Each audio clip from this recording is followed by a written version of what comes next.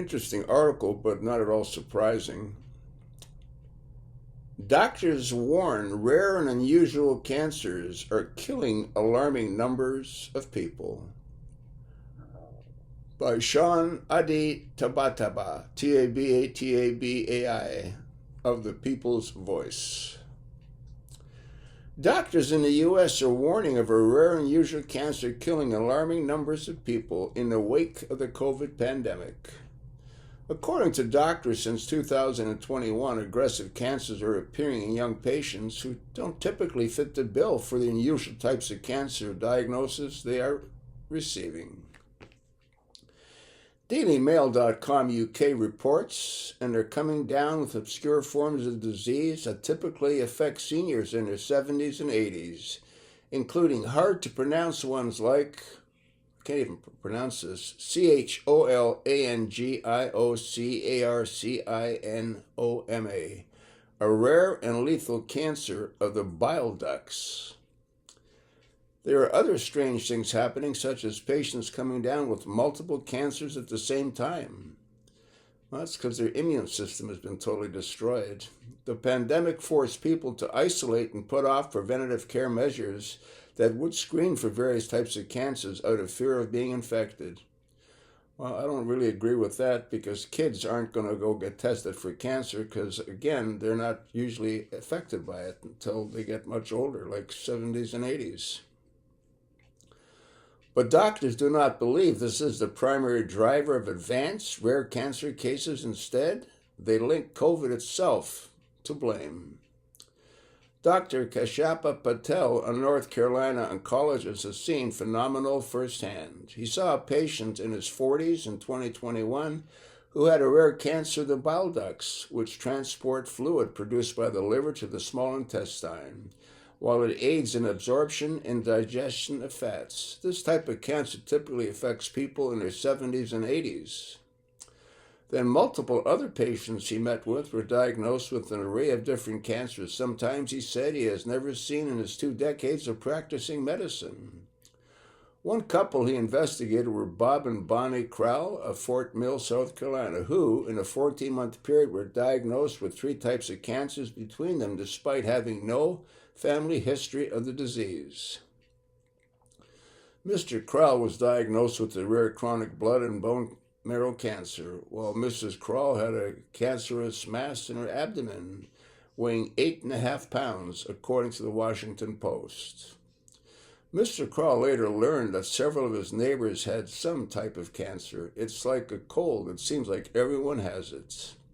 CDC data shows that more people are being told they have cancer now than they were prior to the pandemic in 2021. 9.8% of adults reported having been told by a doctor they had a cancer. In 2019, the proportion of adults was 9.5%. Viruses have been known to accelerate cancer since the 1960s, and researchers contend that a quarter of all cancers worldwide originated with HPV, Epstein-Barr's virus, and hepatitis B. They cannot definitively rule out the COVID vaccine as playing a role, but believe the evidence supports the virus theory to be much stronger. Lab tests suggest that coronavirus proteins can reawaken dormant cancer cells and fuel their growth, increasing the odds of being diagnosed with breast, stomach, and blood cancers. Researchers in the links between COVID and cancer is relatively new, given the pandemic being only 4 years ago. A 2023 report in the Journal of Biosmen detailed different means by which the coronavirus can change genes that usually stop tumors from being formed and cause widespread inflammation throughout the body. The inflammation might lead to the development of cancer cells in various organs, including the lungs, pancreas, and colon. And a team in Colorado has begun probing the possibility that the coronavirus brings cancer cells to life in mice. A preprint released in April showed that when mice who had cancer previously but recovered were injected with the coronavirus, cancer cells multiplied and spread into the lungs. The flu virus was shown to do the same thing. Researchers such as Dr. Asha Warnata of the Johns Hopkins Bloomberg School of Public Health were not exactly surprised by this finding.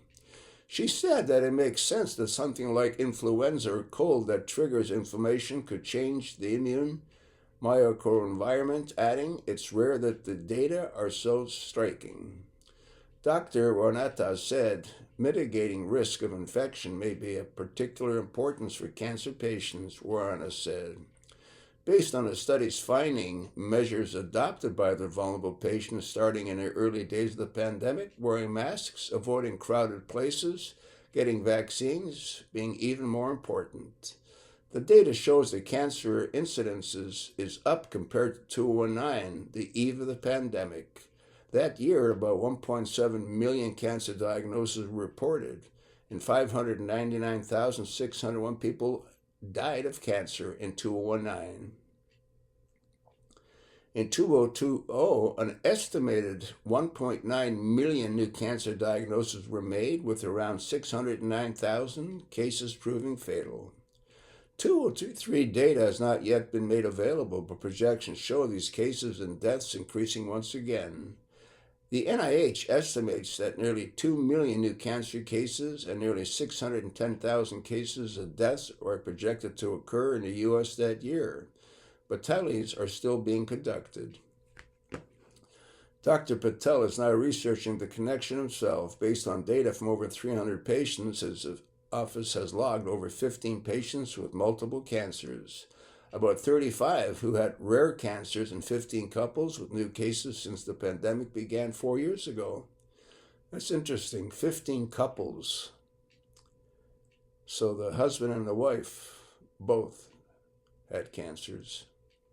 He posted that being infected with the virus more than once has an even greater impact, as did pandemic-related stress by exacerbating whole body inflammation that could reactivate cancer cells.